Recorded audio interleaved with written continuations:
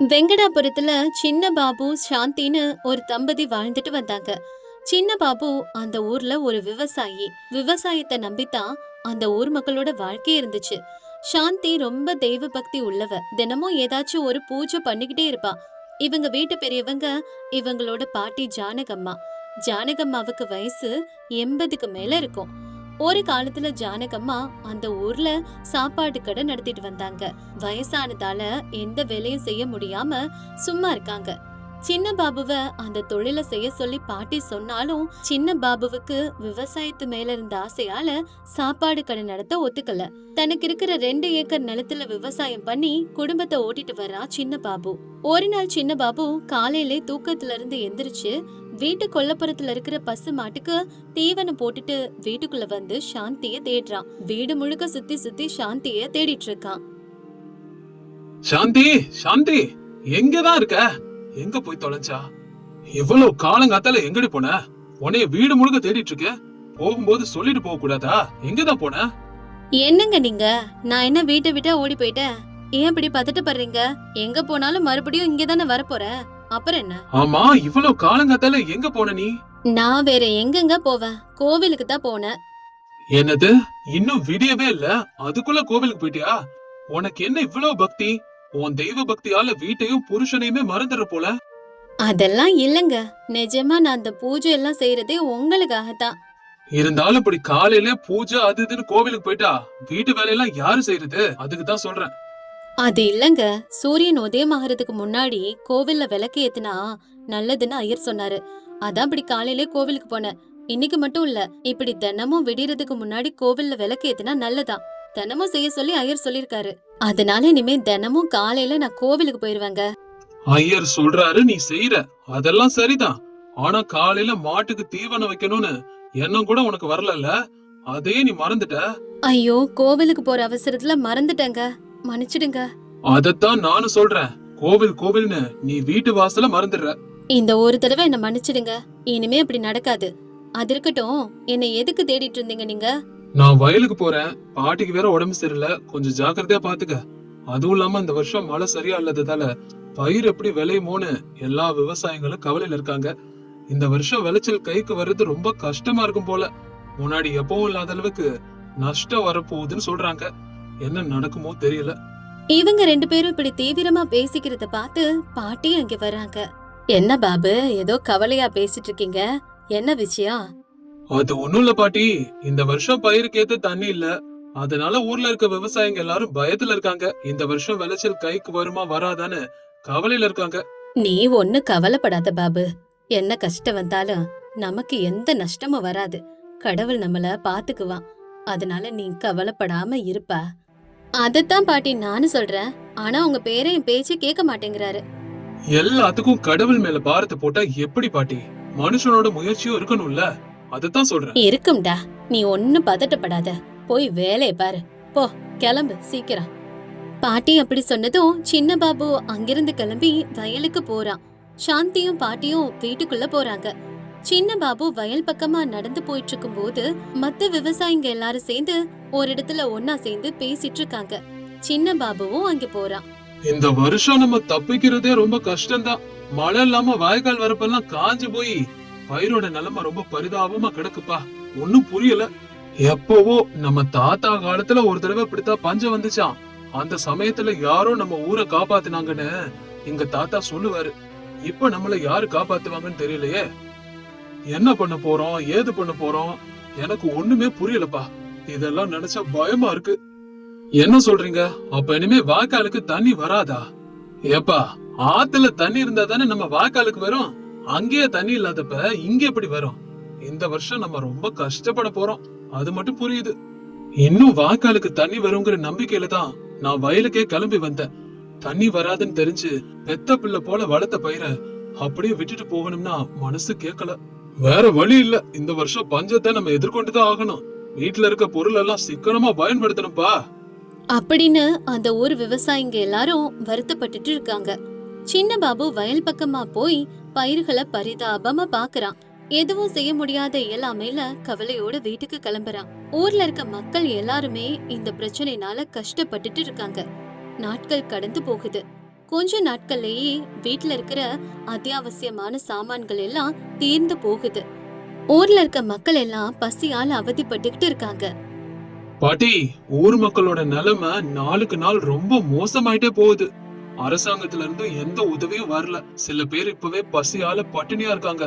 இந்த பிரச்சனை தீர வழியே இல்லையா பாட்டி? என்ன பண்றது? அந்த பகவான் நம்ம ஊருக்கு ஒரு சோதனை வச்சிருக்காரு.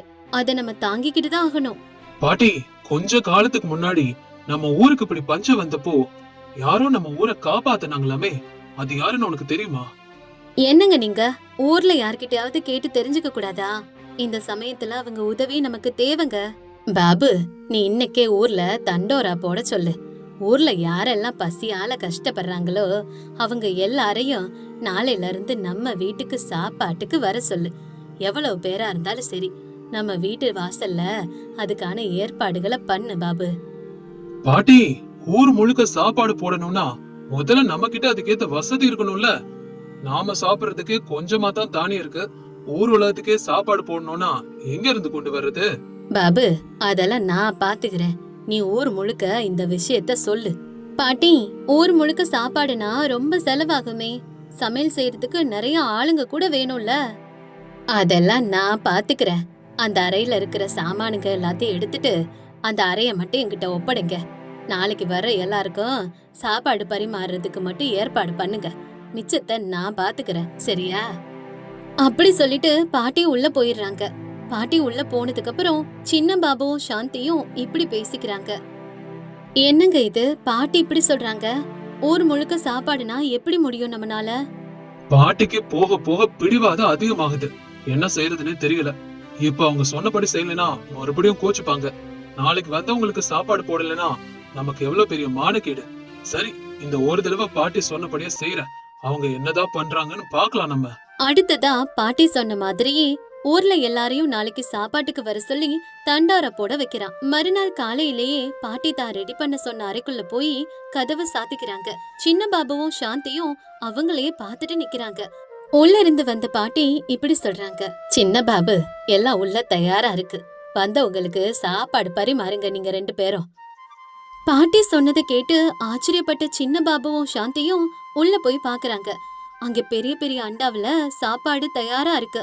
அத பாத்துட்டு வெளியே வந்த சின்ன பாபுவும் சாந்தியும் பாட்டி கிட்ட இப்படி கேக்குறாங்க. பாட்டி, அதுக்குள்ள இவ்வளவு சாப்பாடு எப்படி செய்ய முடிஞ்சது? வீட்டுல போதுமான சாமான்ங்க கூட இல்லையே. இவ்வளவு கம்மி நேரத்துல எப்படி இவ்வளவு சமையல முடிச்சீங்க? ஒண்ணுமே புரியல பாட்டி. என்ன நடக்குதுங்க? பாட்டி, சாப்பாடு எல்லாம் இப்ப வரைக்கும் சூடா இருக்கு. ஆனா இவ்வளவு கொஞ்ச நேரத்துல இவ்வளவு எப்படி சமைக்க முடிஞ்சது? நீங்க எங்க கிட்ட ஏதோ மறைக்கிறீங்க. என்னன்னு சொல்லுங்க பாட்டி. பாட்டி ஏதோ சொல்ல வர்றப்போ வெளியில இருந்து ஜனங்க சாப்பாட்டுக்காக வந்து காத்துக்கிட்டு இருக்காங்க. அவங்க சத்தம் கேட்டதும் பாட்டி இப்படி சொல்றாங்க.